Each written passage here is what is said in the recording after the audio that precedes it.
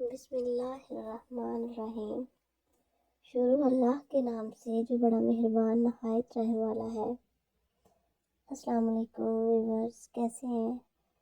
Islamic centre channel میں آپ کو خوش آمدید۔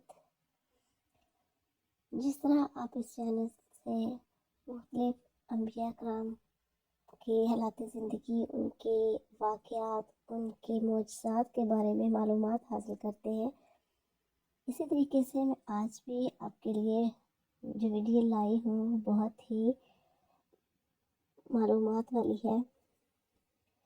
آج کی ویڈیو حضرت صالح علیہ السلام کی اونٹنی کے قصے کے بارے میں ہے۔ ویڈیو کا اینڈ تک بغیر سکپ کیے دیکھیے گا۔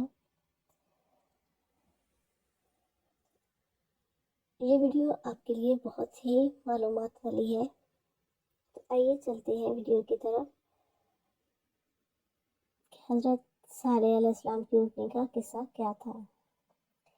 ایک دفعہ قوم سمود کے لوگ اپنی ایک مجلس میں جمع تھے کہ حضرت صالح علیہ السلام وہاں ان کے پاس گئے۔ انہوں نے ان کو اللہ کی توحید کی دعوت دی، ان کو واضح نصیحت کی، اللہ کے عذاب سے ڈرایا اور ان کو اللہ کی اطاعت و فرمانبرداری کا حکم دیا۔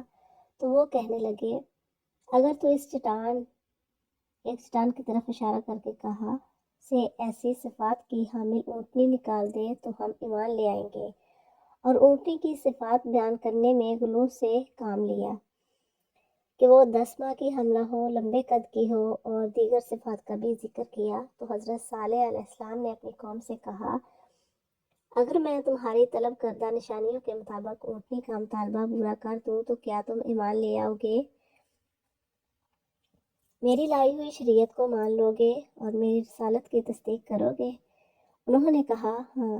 صالح علیہ السلام نے ان سے ایمان لانے کا پختہ وعدہ لے لیا، پھر جائے نماز کی طرف پلٹے اور جو مقدر تھا نماز پڑھی، پھر اپنے رب سے دعا کی، اے اللہ میری قوم کا مطالبہ پورا کر دے۔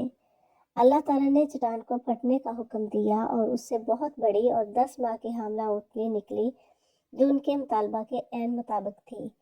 جب انہوں نے سوال کے مطابق اونٹنی دیکھی تو انہوں نے اسے عظیم الشان معاملہ، ہیبت ناک منظر، قدرت عالیہ کا نمونہ، قطع دلیل اور روشن برہان پایا۔ اس نتیجہ میں بہت سے لوگ ایمان لائے اور اکثر کفر و ضلالت پر اڑے رہے اور ہٹ دھرم بنے رہے۔ اس لیے اللہ تعالیٰ نے فرمایا، فَظَلَمُوا بِهَا، انہوں نے اونٹنی پر ظلم کیا اور انکار کیا اور حق کی پیروی نہ کی۔ ایمان لانے والوں کا رئیس جندہ بن عمرو بن محلاق بن لبید بن جواز تھا۔ یہ قوم سمود کے سرداروں میں سے تھا، اور بھی بڑے بڑے لوگوں نے اسلام قبول کرنے کا ارادہ کیا، لیکن ان کو بتوں کے پجاری حباب اور زباب بن عمرو بن لبید اور رباب بن سار بن جلمس نے روکا۔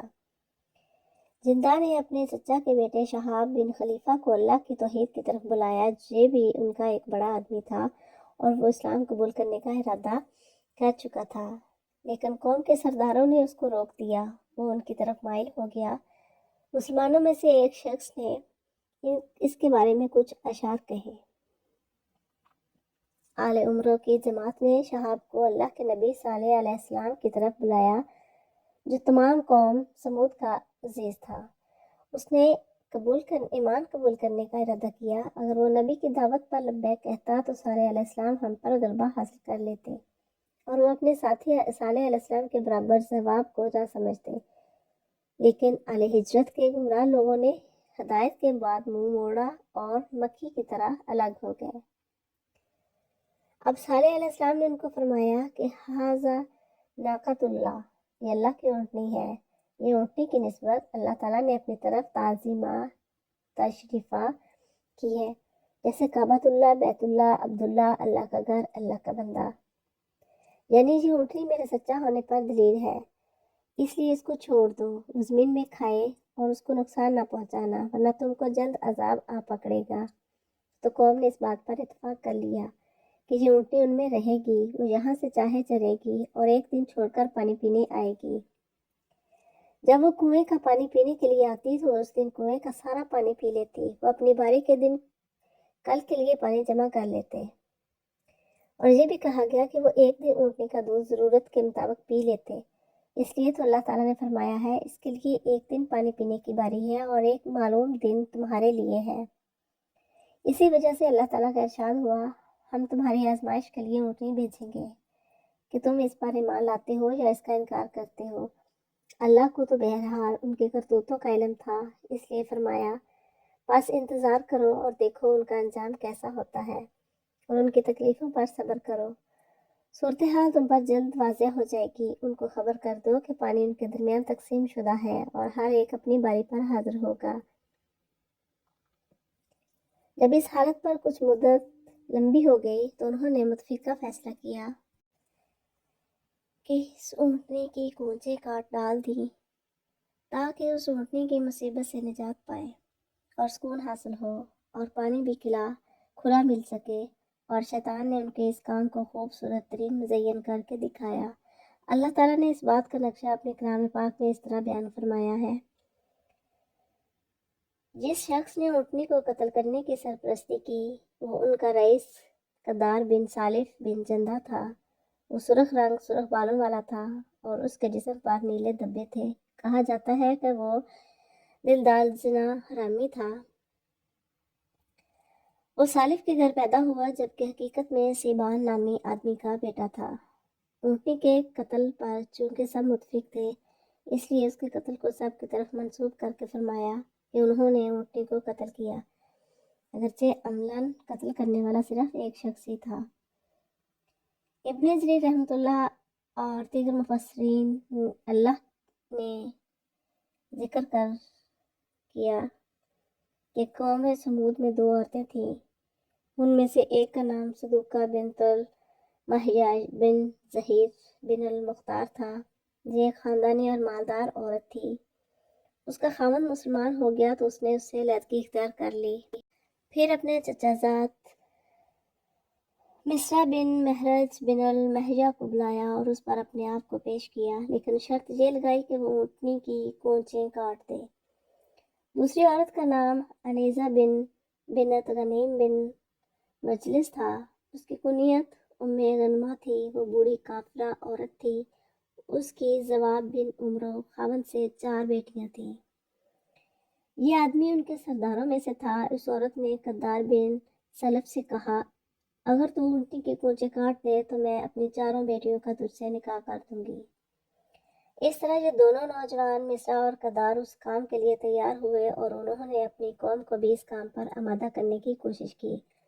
تو 7 آدمی اور اس کے ساتھ مل گئے۔ انہی کے بارے میں اللہ تعالیٰ نے ارشاد فرمایا، شہر میں 9 آدمی ایسے تھے جو زمین میں فساد پھیلاتے تھے اور اصلاح نہیں کرتے تھے۔ سورۃ النمل میں یہ فرمایا گیا آیت نمبر 48 میں۔ یہ لوگ پورے قبیلے میں بھاگ دوڑ کرتے رہے اور انہیں اونٹنی کی کونچیں کاٹنے کے فوائد بتاتے رہے، تو قبیلے کے دوسرے لوگوں نے بھی ان کی بات مان لی اور اس کو سراہا۔ یہ لوگ اونٹنی کی کونچیں کاٹنے کے لیے ایک جگہ چھپ کر گھات لگا کر بیٹھ گئے۔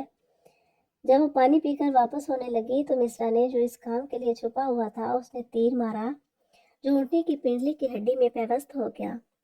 پھر قدار بن سالف نے آگے بڑھ کر تلوار سے اس پر حملہ کیا۔ اس نے اونٹنی کی پچھلی ٹانگ کے پاؤں سے اوپر والے حصہ کو زخمی کیا تو وہ زمین پر گر پڑی اور ایک زوردار آواز نکالی تاکہ اس کا بچہ خطرے سے محفوظ رہنے کے لیے کچھ ہیلا کر سکے۔ پھر قدار نے اونٹنی کے سینے پر نیزہ مارا اور اسے مار ڈالا اور اونٹنی کا بچہ بھاگ کر پہاڑ کی ایک چوٹی پر چڑھ گیا اور 3 دفعہ زور سے آواز نکالی۔ حضرت حسن رحمۃ اللہ سے مروی ہے کہ وہ فرماتے ہیں کہ اونٹنی کے بچہ نے کہا، یا اللہ میری ماں کہاں ہے؟ پھر وہ ایک چٹان میں غائب ہو گیا۔ اور یہ بھی کہا گیا ہے کہ لوگوں نے اس کے پیچھے بھاگ کر اس کو پکڑا اور اس کی بھی کونچیں کاٹ ڈالی۔ اللہ تعالیٰ نے کلام پاک میں ارشاد فرمایا ہے، پھر انہوں نے اپنے آدمی کو بلایا، چنانچہ اس نے ہاتھ بڑھایا اور اونٹنی کو قتل کر ڈالا۔ دوسری جگہ فرمان الہی ہے سورۃ شمس میں، جب ان کا سب سے سنگ دل شخص اٹھ کھڑا ہوا تو اللہ کے پیغمبر نے ان سے کہا کہ خبردار اللہ کی اونٹنی کا اور اس کے پانی پینے کا پورا خیال رکھنا۔ پھر بھی انہوں نے پیغمبر کو جھٹلایا اور اس اونٹنی کو مار ڈالا۔ نتیجہ یہ کہ ان کے پروردگار نے ان کے گناہ کی وجہ سے ان کی اینٹ سے اینٹ بجا کر سب کو برابر کر دیا، اور اللہ کو اس کے کسی برے انجام کا کوئی خوف نہیں ہے۔ حضرت عبداللہ بن زمر رضی اللہ تعالیٰ عنہ بیان فرماتے ہیں کہ رسول اللہ صلی اللہ علیہ وسلم نے ایک دفعہ خطبہ ارشاد فرمایا اور اس میں اونٹنی اور اس کے قتل کرنے والے کا ذکر فرمایا، اور کہا کہ جب ان میں سے بڑا بدبخت اٹھا اور وہ اپنی قوم کا رئیس متاب مضبوط اور طاقتور آدمی تھا جیسے کہ ابو زما ہے۔ حضرت عمار بن یاسر رضی اللہ تعالیٰ عنہ روایت کرتے ہیں کہ رسول اللہ صلی اللہ علیہ وسلم نے حضرت علی رضی اللہ تعالیٰ عنہ سے ارشاد فرمایا کہ لوگوں میں سب سے بڑے بدبخت کے متعلق تجھے نہ بتاؤں؟ حضرت علی نے عرض کیا، یا رسول اللہ صلی اللہ علیہ وسلم ضرور ارشاد فرمائے۔ آپ صلی اللہ علیہ وسلم نے فرمایا، ایسے دو آدمی ہیں، ایک تو قوم میں سمود کا سرخ رنگ کا آدمی جس نے اونٹنی کی کونچیں کاٹ دی تھی، اور دوسرا وہ شخص اے علی جو تجھے اس جگہ جنسار پر مارے گا جہاں تک کہ اس سے یہ جانی داڑھی تر ہو جائے گی۔ اللہ تعالیٰ نے ارشاد فرمایا، چنانچہ انہوں نے اونٹنی کو مار ڈالا اور اپنے پروردگار کے حکم سے سرکشی کی اور کہا، صالح اگر تم واقعی ایک پیغمبر ہو تو لے آؤ وہ عذاب جس کی ہمیں دھمکی دیتے ہو۔ انہوں نے اپنے اس کلام میں کئی لحاظ سے کفر کی انتہائی حدوں کو چھوا ہے۔ اللہ نے ان کو اپنی نشانی کے طور پر دی تھی اور اس کو نقصان پہنچانے سے سختی سے منع کیا تھا، جس کی انہوں نے مخالفت کی اور اونٹنی کو قتل کر دیا۔ انہوں نے عذاب کو جلدی طلب کر لیا اور سزا کے حقدار پائے۔ ان پر شرط لگائی گئی تھی کہ اس کو تکلیف نہ دینا ورنہ تمہیں قریب کا عذاب آ لے گا۔ عذاب و عقاب کے حقدار بننے کی دوسری وجہ یہ ہے کہ انہوں نے خود عذاب جلدی طلب کیا۔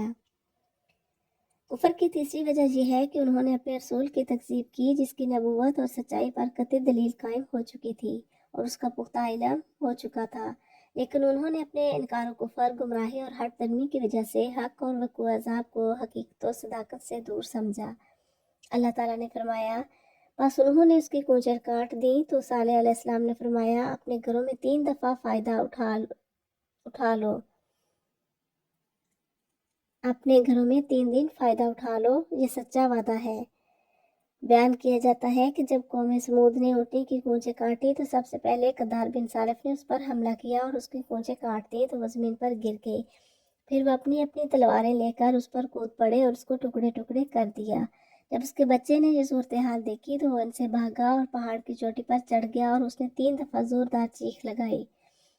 اس لیے صالح علیہ السلام نے ان کو کہا، اپنے گھروں میں 3 دن فائدہ اٹھا لو، کھا پی لو اور مزے لے لو، یعنی موجودہ دن نکال کر 3 دن کی مہلت دی گئی۔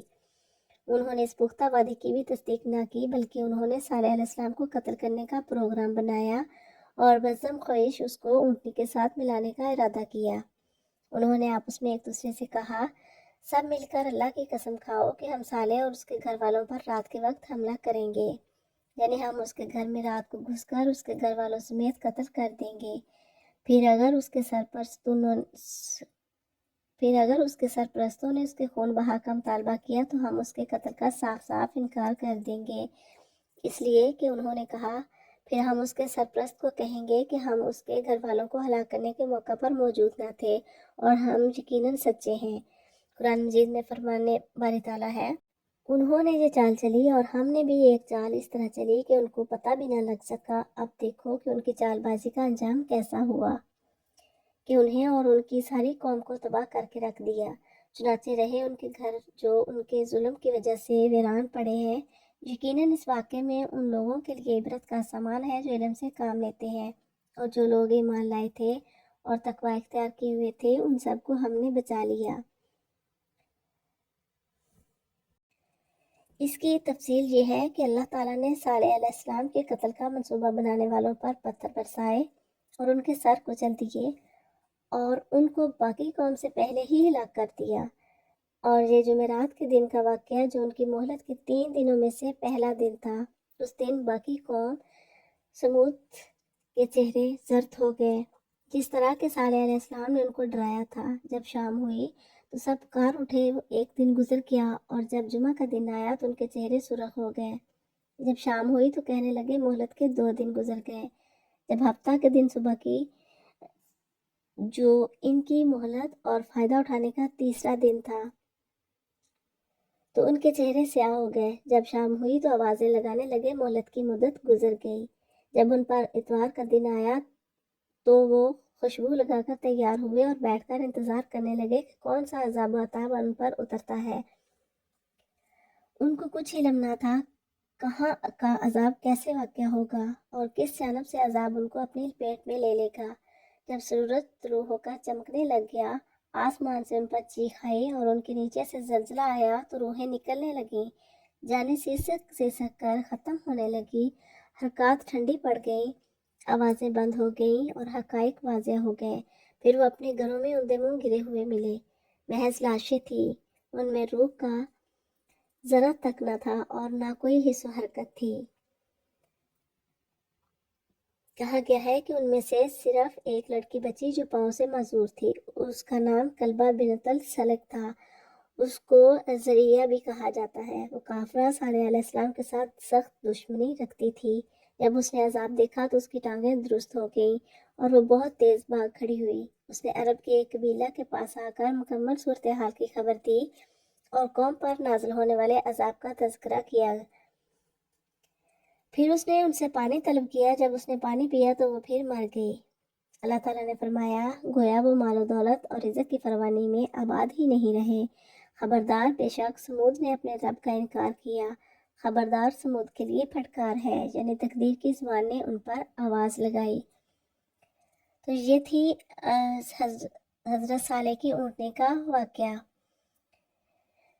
اگر ویڈیو پسند آئے تو لائک اور شیئر ضرور کریں، اور اس طرح کی معلوماتی ویڈیو دیکھنے کے لیے چینل کو سبسکرائب ضرور کریں۔ ویڈیو کو لائک اور شیئر ضرور کریں تاکہ اور بھی بہت سارے لوگ اس سے فائدہ اٹھا سکیں اور معلومات حاصل کر سکیں۔ چینل کو سبسکرائب ضرور کریں اپنی علمی اضافے کے لیے اور میرے چینل کی سپورٹ کے لیے۔ تو ملتے ہیں نیکسٹ ویڈیو میں، تب تک کے لیے اللہ حافظ۔